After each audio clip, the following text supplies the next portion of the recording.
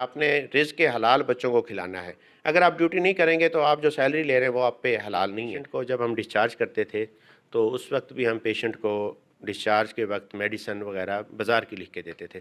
मैंने सबसे पहले आके यहाँ पे मेडिसिन का अरेंज किया है कि जिसका भी हड्डी का ऑपरेशन है उसको प्लेट डलनी है, राड डलना है, जो भी है वो फ्री होगा। तो और जो जब अमला है वो उसको आपने एक टांग पर खड़ा कर दिया है और आपसे कई लोग तंग भी हैं अमले वाले कि इन्होंने हमें ड्यूटी याद करा दी है। डॉक्टर साहब ये पार्किंग स्टैंड है इसमें जो है कि अगर 10 रुपये की मोटरसाइकिल की पर्ची है वो 20 ले रहे हैं, गाड़ी के अगर 50 हैं 100 ले रहे हैं, तो सर इसमें आप क्या कहते हैं? बिस्मिल्लाहिर्रहमानिर्रहीम, अस्सलाम वालेकुम। मैं हूं शहबाज भट्टी और आप देख रहे हैं शहबाज भट्टी ऑफिशियल चैनल। नाज़रीन, इस वक्त मौजूद हूं शादरा टीचिंग हॉस्पिटल के बाहर। नाज़रीन, जैसा कि आपको पता है कि शादरा टीचिंग हॉस्पिटल में MS आमर सलीम की नई नई पोस्टिंग हुई है।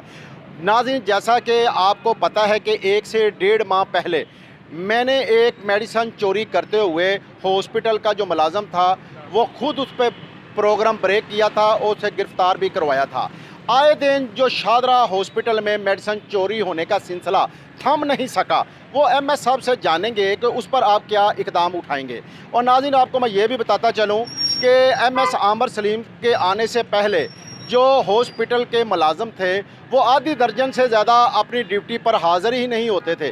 जिस वक्त की इनकी पोस्टिंग हुई है सभी अपनी हाज़िरी पूरी कर रहे हैं और इन्होंने इन सब को जो भी मुलाजम हैं उनको अपनी ड्यूटी याद करवा दी है। और MS साहब से ये भी जानेंगे कि जो CT स्कैन की जो मशीन है वो गरीब आवाम के लिए ख़राब पड़ी हुई है, वो जनरल हॉस्पिटल में हॉस्पिटल के धक्के खा रहे हैं, वो कब ठीक होगी उसके ऊपर आप क्या इकदाम उठाएंगे। तो नाज़रीन, ये भी हमें हमारे ज़राए के मुताबिक पता चला है कि ये जो MS आमर सलीम साहब हैं इनकी पोस्टिंग कसूर, ज़िला कसूर से ये शादरा पोस्टिंग हुई है, शादरा टीचिंग हॉस्पिटल। ये एक ईमानदार ऑफिसर हैं और आने वाले दिनों में हम नाज़रीन ये देखेंगे कि ये अपनी ड्यूटी कैसे सर अंजाम देते हैं और आवाम के लिए हॉस्पिटल में क्या क्या सहूलतें मुहैया करते हैं। आए हॉस्पिटल के अंदर MS आमर सलीम साहब मौजूद हैं, उनसे जानते हैं। वालेकुम सलाम। भट्टी साहब, बहुत शुक्रिया आपका। मेरा नाम डॉक्टर आमिर सलीम है। मैंने कुछ 1 महीना ही हुआ है शादरा हॉस्पिटल को ज्वाइन किया है। तो कुछ मसले मसाइल थे इस हॉस्पिटल में, तो बाकी आप लोगों के ताउन से, आपके कोऑपरेशन से इंशाअल्लाह ताला बेहतरी की तरफ रवां दवां हैं हम। सबसे पहले तो यहाँ ये था कि 2 बजे के बाद यहाँ पे सर्जरी वगैरह नहीं होती थी, सिवाय डिलीवरी और सी सेक्शन के। जनरल सर्जरी, आर्थोपेडिक हम रेफ़र कर देते थे। और पेशेंट को जब हम डिस्चार्ज करते थे तो उस वक्त भी हम पेशेंट को डिस्चार्ज के वक्त मेडिसिन वगैरह बाज़ार की लिख के देते थे। मैंने सबसे पहले आके यहाँ पे मेडिसिन का अरेंज किया है। मेडिसिन जब पेशेंट यहाँ से डिस्चार्ज होता है इमरजेंसी से, हम उसको डे एंड नाइट 24/7 मेडिसिन यहाँ से फ्री मिल रही है। अच्छा डॉक्टर साहब, पहले जो थी, पहले मेडिसिन फ्री आपसे पहले मरीजों को नहीं दी जा रही थी? सिर्फ आउटडोर में 8 बजे से लेके 2 बजे तक आउटडोर में मेडिसिन मरीज़ों को फ्री मिलती थी। 2 बजे के बाद जो मरीज़ घर जाते थे तो उनको मेडिसिन परचेज़ करनी पड़ती थी। इमरजेंसी में उनको मेडिसिन मिल जाती थी जो कि स्टे के दौरान होती थी। अच्छा डॉक्टर साहब, ये भी बताइएगा या कोई भी अमला है, ये भी सुनने में आया भी है, मैंने भी प्रोग्राम किया है कि मेडिसिन वगैरह कोई अमला चोरी करके ले जाता है या सेल करता है, इसमें क्या हकीकत है या इसके ख़िलाफ़ आप क्या इकदाम उठाएंगे? जी, मैं जब आया हूँ तो एक इंक्वायरी थी जिसको रेड हैंडेड किसी अमले को यहाँ पे पकड़ा था। तो वो इंक्वायरी जो उस पे प्रूव हो गया था कि भी उन्होंने मेडिसिन चोरी की है। मैंने वो इंक्वायरी तो चल ही रही है, मैंने फिर उस अमले की वहाँ से ड्यूटी भी चेंज कर दी है। और नंबर 2 ये किया है कि मैं तमाम मेडिसिन जितनी भी है ना उनको डिजिटलाइज़ कर रहा हूँ, ऑनलाइन सिस्टम कर रहा हूँ। वहाँ से अगर स्टोर से एक टैबलेट भी इशू होगी तो उसका रिकॉर्ड होगा कि वो किस पेशेंट को गई है और उसका पूरे का पूरा हमने पूरा इसका एक डाटा हमने कलेक्ट किया है। ऑनलाइन सिस्टम जब हो जाएगा तो मेडिसिन की चोरी खुद ब खुद ही ख़त्म हो जाएगी अच्छा इंशाल्लाह। डॉक्टर साहब, ये बताइएगा कि जो अक्सर गरीब मरीज़ हैं या शहरी हैं, वो अक्सर हॉस्पिटल में जाते हैं, किसी की टांग टूट जाती है, कोई एक्सीडेंट हो जाता है, तो उनकी टांगों में कोई राड पड़ते हैं, प्लेटें पड़ती हैं, तो वो बाहर से गरीब आदमी अफोर्ड नहीं कर सकता। आपसे पहले जो MS थे या कोई, वो चीज़ें बाहर से ही मंगवाते थे। आप इसके बारे में आपने क्या लाए अमल तय किया है? जी, मैंने आके सबसे पहले यही काम किया है कि तमाम जितने भी हमारा हॉस्पिटल है, तमाम का तमाम सेहत सहूलत कार्ड पे है। ये मैडम हमारी जो मिनिस्टर हैं यास्मीन राशिद साहबा, उनका विज़न है कि तमाम पेशेंट को सेहत सहूलत कार्ड पे लाया जाए, क्योंकि गवर्नमेंट जब पे कर रही है उनको, तो क्यों ना हम पेशेंट को फिर से सहूलत कार्ड पे सर अपडेट पहले करें। ये प्लेटों के बारे में बताइएगा, आपने क्या इकदाम उठाया? उसी की तरफ आ रहा हूँ। तो मैंने फिर ये किया कि हमने जितने भी ये प्लेटें, रॉड या ऑर्थोपेडिक इम्प्लांट्स हैं, ये हमने वेंडर के ज़रिए मंगवाई हैं और वो हॉस्पिटल पे करेगा। अब तमाम पेशेंट के जिसका भी हड्डी का ऑपरेशन है, उसको प्लेट डलनी है, रॉड डलना है, जो भी है वो फ्री होगा। और जब वो फ्री होगा और जब उसको छुट्टी होगी, डिस्चार्ज होकर घर जाएगा, उसको तमाम मेडिसिन फ्री मिलेगी। उसका 1 रुपया भी खर्च नहीं होगा। बस रिक्वेस्ट आवाम से इतनी है कि वो अपने आईडी कार्ड करेक्ट कराएं। अगर किसी की बीवी है तो उसका कार्ड उसके मियाँ के नाम से हो, ना कि फादर के नाम से। वहाँ पे फिर हमें इशू आ जाता है मेडिसिन प्रोवाइड करने में। अदरवाइज़ हम टोटल फ्री कर सर रहे हैं। आपका ये आपसे पहले जो थे एमएस, पहले ये हेल्थ कार्ड हॉस्पिटल में वो चलता था या नहीं, या क्या था उसमें? हॉस्पिटल में हेल्थ कार्ड चलता था मगर उस पे इम्प्लीमेंटेशन स्टार्ट नहीं हुई थी। हेल्थ कार्ड पे सिर्फ डायलिसिस हो रहा था।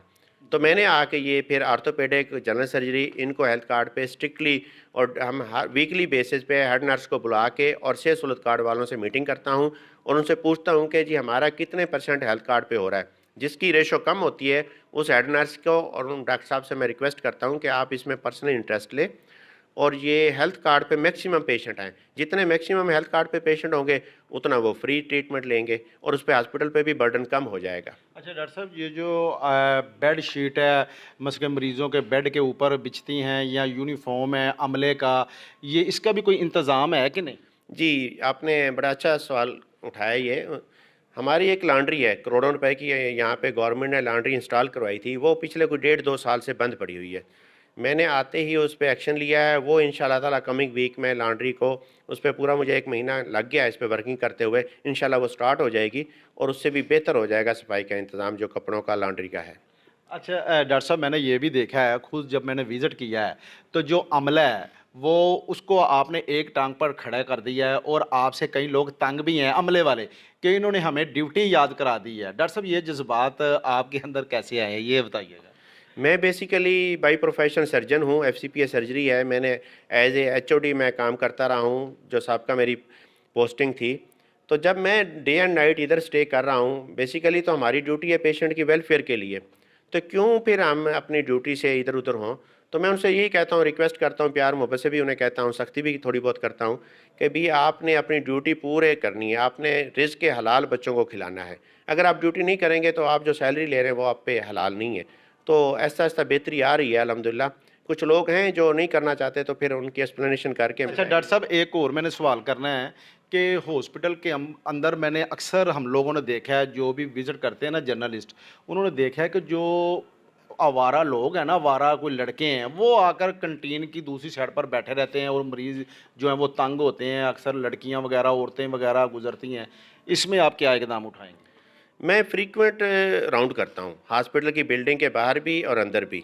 सफाई भी देखता हूँ, कैंटीन का मियार भी चेक करता हूँ और जो लोग अननोन बैठे होते हैं, वो सिक्योरिटी वालों को मैंने सख्ती की हुई है इस पे कि अननोन वो बंदा है, उससे पूछें आप क्यों आए हैं, आपका क्या मकसद है, आपका कोई पेशेंट है? अगर नहीं है तो आप फिर इस बाउंड्री में क्यों आए हैं?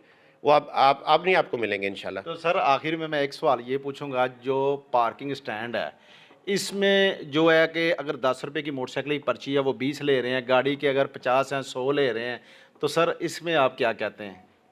आपने देखा होगा कि मैंने आते ही पहले हफ्ते में ही फ्लेक्सेस लगवा दी थी तमाम कि जी 10 रुपए से ज़्यादा अगर कोई देगा तो वो उसका ज़िम्मेदार खुद होगा। और मैंने सख्ती से उसके ठेकेदार को बुला के भी कहा था। पहले सुना है कि जब फ्लैक्स कोई लगती थी तो अगले दिन ही उतर जाती थी। अब आप देख लें कि वो सारी फ्लैक्स उसी तरह लगी हुई हैं। डॉक्टर साहब, आपके ये इकदाम को हम सराहते हैं, और माशाल्लाह आपके जो जज्बात हैं वो मैंने देखे हैं कि अल्हम्दुलिल्लाह ऐसे ही हैं कि जैसे एक डॉक्टर के या एमएस के होने चाहिए। नाज़रीन, आपने एमएस आमिर सलीम साहब की बात सुनी, उनके जो जज्बात हैं वो भी आपने देखे, और उनका ये कहना है कि मैंने सभी को एक टांग पर खड़ा इसलिए किया है कि उनको अपनी नौकरी याद करवाई है। और नाज़रीन, हमें ऐसे ही ऑफिसर जो होते हैं ऐसे ही चाहिए। हम आपने एमएस साहब की भी बात सुनी। इसी के साथ अपने मेज़बान शहबाज भट्टी को इजाज़त दीजिए। अल्लाह हाफिज़।